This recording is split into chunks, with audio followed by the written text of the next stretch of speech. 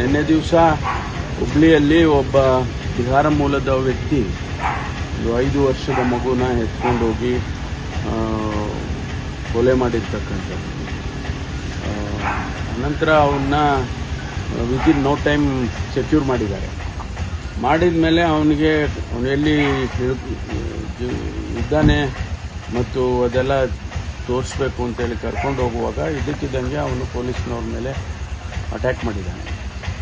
ಅವರು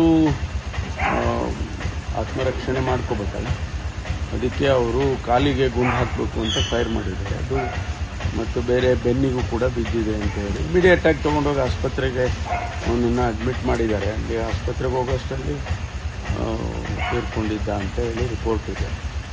ಅದಕ್ಕೆ ನಾನು ಇಮಿಡಿಯೇಟಾಗಿ ಒಂದು ತನಿಖೆ ಮಾಡಿ ಅಂತ ಹೇಳಿ ಒಬ್ಬ ಸೀನಿಯರ್ ಆಫೀಸರ್ನಿಂದ ತನಿಖೆ ಮಾಡಿಸಿ ಅಂತ ಹೇಳಿದ್ದೇನೆ.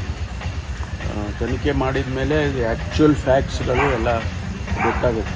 ಸರ್, ಈ ಹುಬ್ಳಿ ಕೇಸ್ದು ವಲಸೆ ಬಂದಿರತಕ್ಕಂಥವ್ರಿಗೆ ಇಲ್ಲಿನ ಕಾನೂನು ಭಯ ಇದೆಯೋ ಏನೋ ಗೊತ್ತಿಲ್ಲ. ಯಾಕಂದ್ರೆ UP ಬಿಹಾರದಲ್ಲಿ ಈ ಥರದ ಘಟನೆಗಳ ಕಾಮನ್ ಅನ್ನೋ ಥರದಲ್ಲಿ ನಡೆದೋಗ್ಬಿಡ್ತಾರೆ. ಆದರೆ ಕರ್ನಾಟಕದಲ್ಲಿ ವಲಸೆ ಕಾರ್ಮಿಕರ ಬಗ್ಗೆ ಒಂದು ಎಚ್ಚರಿಕೆ ಇಡಬೇಕಾದ ಪರಿಸ್ಥಿತಿ ಇದೆ ಅಂತ. ಯಾಕಂದ್ರೆ ಸಾಕಷ್ಟು ಕ್ರೈಮ್ಗಳೆಲ್ಲ ಅವ್ರದ್ದೇ ಜಾಸ್ತಿ ಕಾಣಿಸ್ತಾರೆ ಇನ್ವಾಲ್ವ್ಮೆಂಟ್. ಇಲ್ಲ, ಬಹಳ ಜನ ಹೊರ ರಾಜ್ಯದಿಂದ ಬೆಂಗಳೂರಿಗೆ ಆಗಲಿ ಕರ್ನಾಟಕಕ್ಕಾಗಲಿ ಬಹಳ ಜನ ಬರ್ತಾರೆ.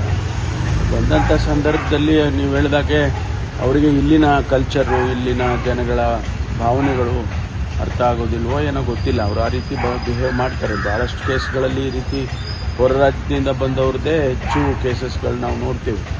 ಅದರಿಂದ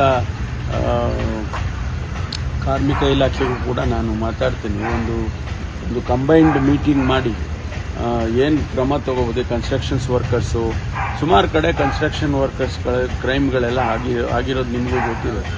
ಅಂಥದ್ರಿಂದ ಅದನ್ನು ಒಂದು ಸಭೆ ಮಾಡಿ ಅದಕ್ಕೆ ಮುಂದೆ ಏನು ಮಾಡಬೇಕು ಅನ್ನೋದನ್ನು ತೀರ್ಮಾನ ಮಾಡಿ